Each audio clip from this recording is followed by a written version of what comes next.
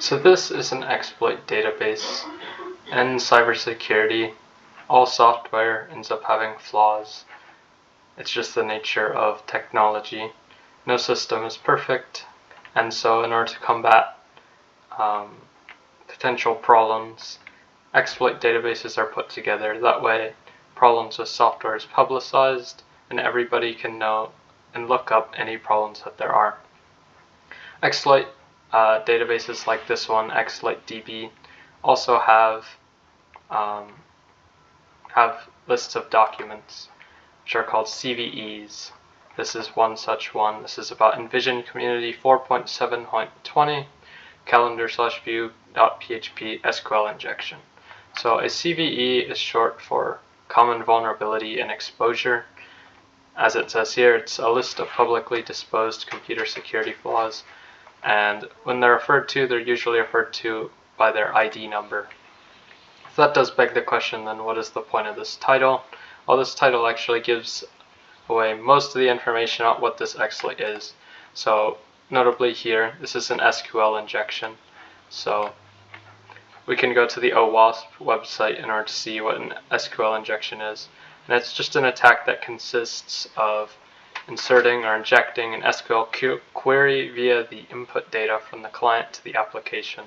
So what this basically means is that from some type of user input, it's going to give a command to the SQL database. And that is really, really bad, because that means an attacker can modify a database, or they can view information from it that they're not supposed to. As it lists here, they're very common with PHP and ASP, and as we can see here, this portion lists calendar/view.php. View.php is obviously a PHP file, and it's underneath the calendar folder. So for a website, as you can see here, up here we have the name of the website, and then we have the files. So this is the exploits file, and then this is the actual page that we're on right here. So for this Envision community, that would be where it is located. We can even see that this is for a web app, so it's for a website, and this is where the ID number is. This information is kind of repeated here, the exploit title, and there's also information about the author and where you can go in order to learn more about this software, and it has a description. But I think before we get into that, something to note is that this is plain text. That's very common for CVEs. That's just how they are, mainly because this is what's easy to make across all platforms, and especially on Linux. So it says here that the vulnerability is located within the application/calendar modules/front/calendar/view.php. So just like the title, but this is more specific, and it specifically talks about how search method, the user input passed through this parameter, is not properly sanitized or being used to construct an SQL query. So that's how it gets injected. As talked about before, user input is passed through. It's then fed into the database, and it's not properly sanitized. So what this means is that the input is not cleansed of any malicious input. That's how we're able to put in something that is an injection, something that tells the SQL database to do something it's not. If it was properly sanitized, then that would be removed. So since it's not sanitized, they're not checking through the input for what we can do with it, and so that's why it's vulnerable.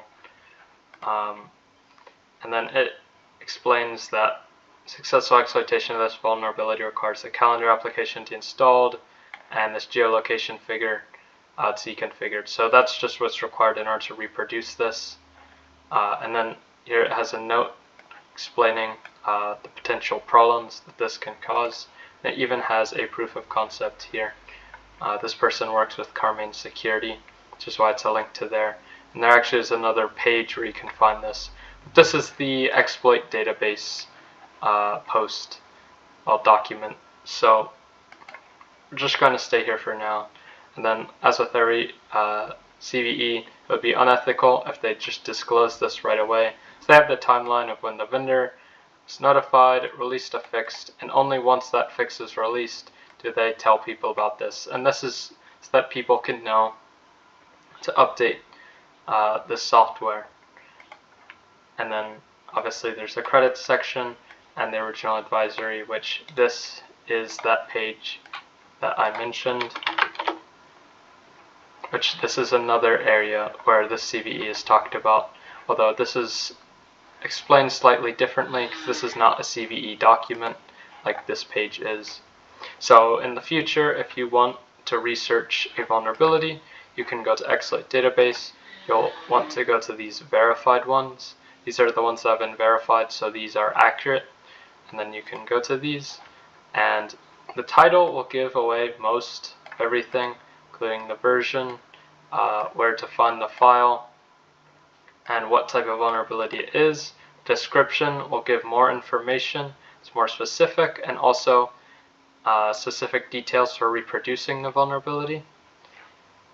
And a great way in order to learn more about these vulnerabilities is to go to the OWASP website if you're not certain how the vulnerabilities work.